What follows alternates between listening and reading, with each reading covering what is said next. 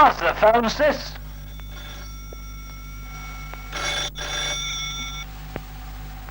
They've rang off.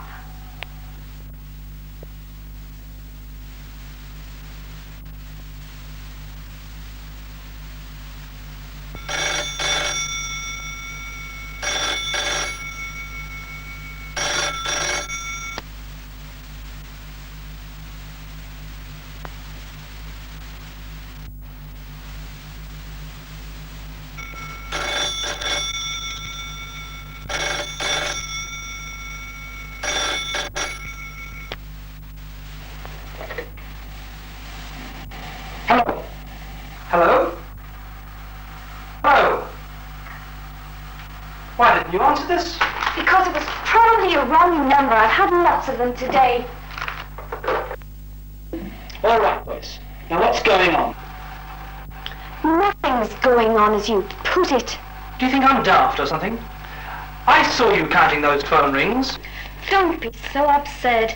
Counting phone rings, indeed. I'll say one thing for you, Jim. You've certainly got a vivid imagination. It's pretty obvious you don't want to answer the phone while I'm around. Rubbish. Rubbish, is it? I can recognize a code when I hear one. A code? Dear me, Jim, you have gone out of your tiny mind.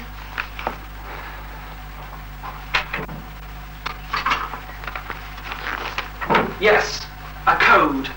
3 rings, stop. Another 3 rings, stop again. Nobody answers, ring off. It's as old as the hills. Are you in trouble again? I'm not a child, you know. You're being unfair. You know I've always watched out for you, especially since Mother died. And you know damn well any scandal would kill Father. The state his heart's in wouldn't do the business any good either. You're right, of course. I wasn't thinking. But really, there's nothing to worry about. There'll be no scandal. Then you admit you're in trouble. Now listen, I saw you in Tiffany's the other night with that dark fellow with the beard. He looked a right card sharp if ever I saw one. You're quite right, no. He isn't a card sharp, and I met him purely socially. Look, we'll talk about this later. I shall have to see about the wage bill, or there'll be a riot at the work. In that case, I'm going to change. I've got a date tonight.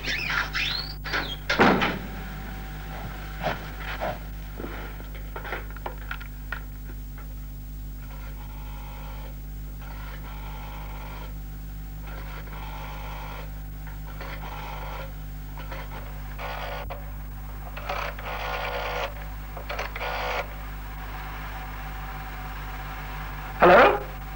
Pilgrim Street Bank? This is Jim French. Could you put me through to the manager, please?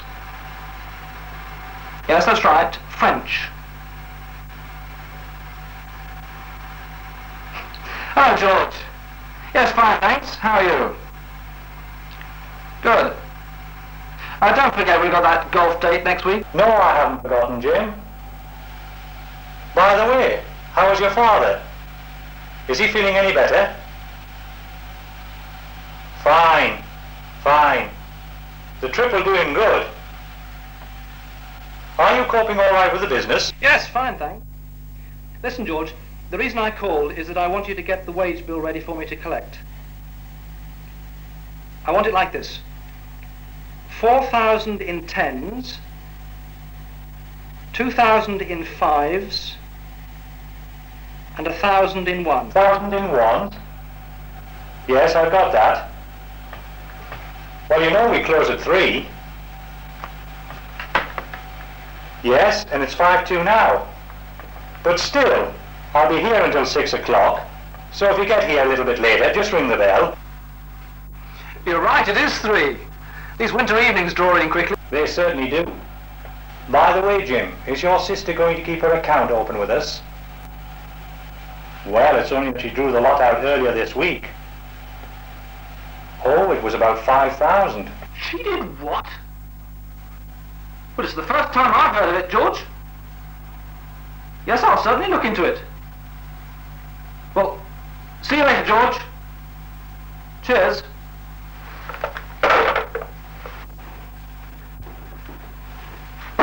Joyce, come out here. I want to talk to you.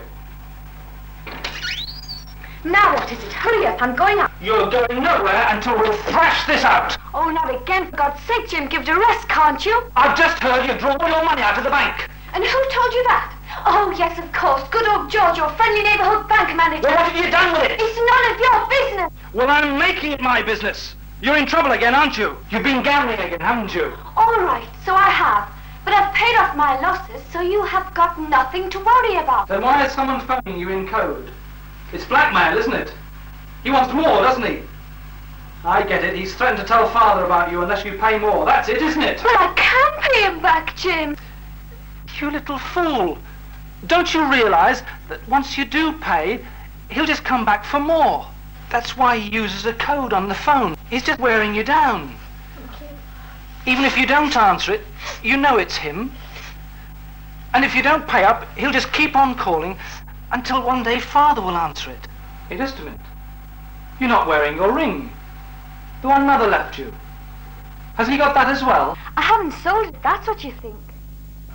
Come on, let's go and see this fellow with the beard. Where does he live? He's got nothing to do with it. I can handle the matter. You just keep out. I know what I have to do, and I'll do it. There'll be no scandal, I promise you. Look, do nothing until I get back. I've got to go to the bank now. But I must go out tonight. It's important. Well, don't go until I come back. We'll sort this out together.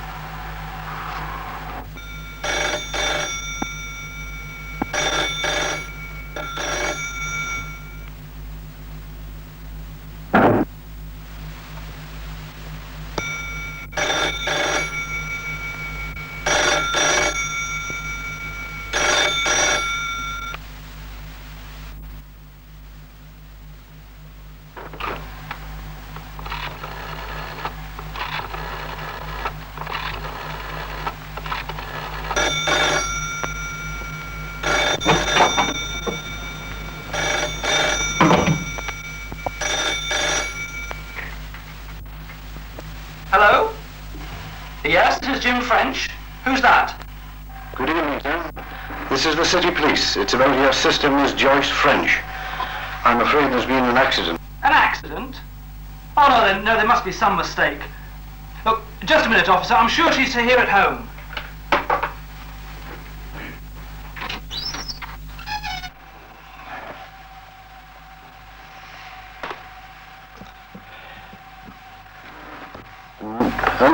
Yes? No, I'm afraid not, sir. There is no mistake. It is her. It was a car accident. Where is she? How is she? What happened? Now, stay on, sir. She's at the General Hospital. We can't see how it happened at the moment, and no other car was involved. Her car seems to be mechanically sound. Well, it's almost as if she deliberately drove off the road. Yes, man, but how is she? I'm sorry, sir, but the accident was fatal. Yes, she must have died instantly. Are you all right, sir? I'm sorry about this, but I have to ask you to identify your sister. I'll send the car around for you. Yes. All right, officer. Thank you. Good night.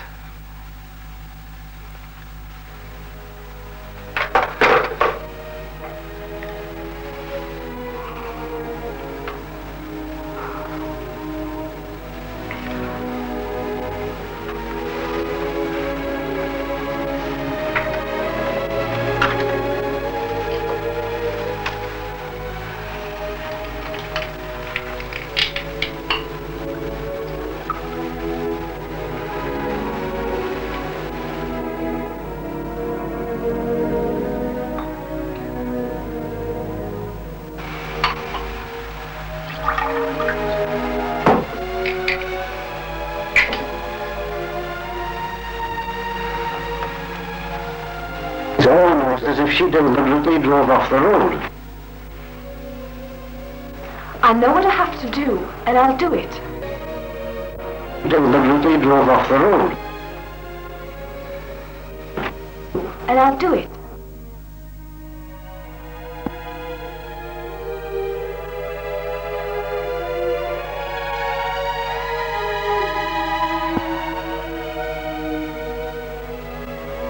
You bloody little fool. That was no way out.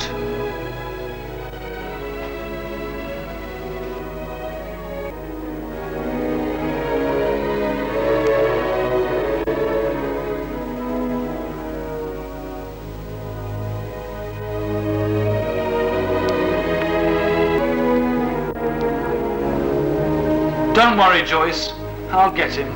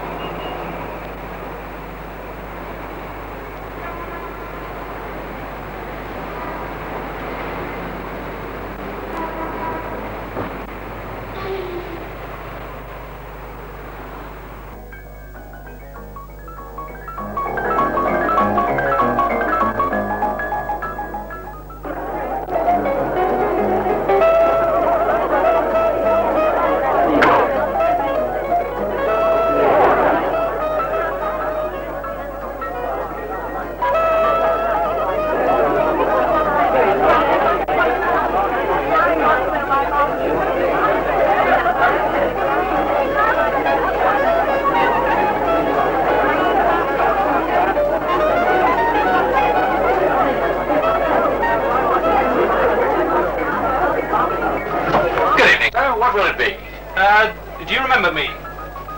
Face is familiar, sir. Yes, I have it. You were in a couple of nights ago. That's right, I was. Do you remember her? Very nice, sir. Your wife? No, my sister. Yes, I remember the lady. A very pleasant lady, too. You remember she was sitting over there? That's right, sir. She was. I can pride myself on my good memory. And then you remember the man she was sitting with? The darkish fellow with a beard. Yeah, of course. Now, sir, what can I get you? Information. Oh, I see. Who's the man? What was his name? Now, that's where my memory is not so good, sir. Well, perhaps this will help. Well, I'm sure it will help, sir. In fact, I can feel the old memory box stirring already. Perhaps another little nudge will speed it up a bit. That's done the trick, sir. The old memory box is working normally again now. Yes, the man was Almanetti. But what does he do? Anybody he can, sir. He runs a small nightclub on the other side of the town. A gambler? Well, he's clever with the cards, all right, but I've never heard it said he was a cheat. Perhaps he doesn't have to, as long as he can find rich girls who can't play very well. I don't know anything about that, sir. I've said enough already. There's one more thing. Where does he live? Sorry, sir, I can't help you there. I just don't know. No, straight up. I really don't know. He's not a friend of mine.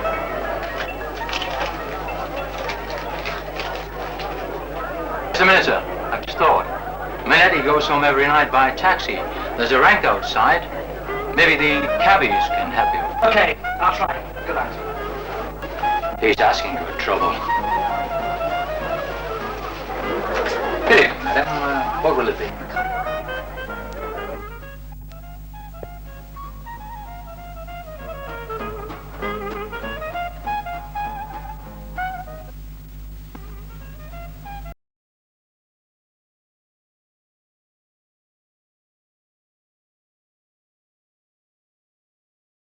Oh, it's you, Joe. No, I'm sorry, I can't make it tonight. I'm expecting a girl. No, nothing like that. Just business.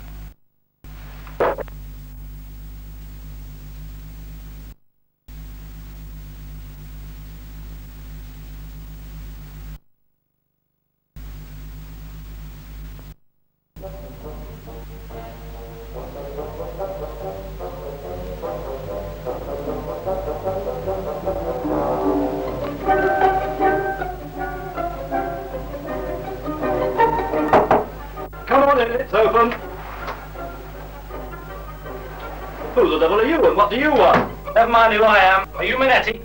I'm Manetti. But I can't see you now. I'm expecting a client. Well, if it's a girl, she's not coming. Indeed. Is that so? I was half expecting her to Welsh. Yes, the girl who owns that ring. That's quite correct. This is her ring. I lent her quite a lot of money. Was this a security? I bet you did. I must have been soft-hearted that night. I'm sure I gave her a lot more money than it's worth. I've come instead of her. So you brought the money then? No, I brought a message. Why? Because of Joyce. You drove her to her death with your phone code and your blackmail.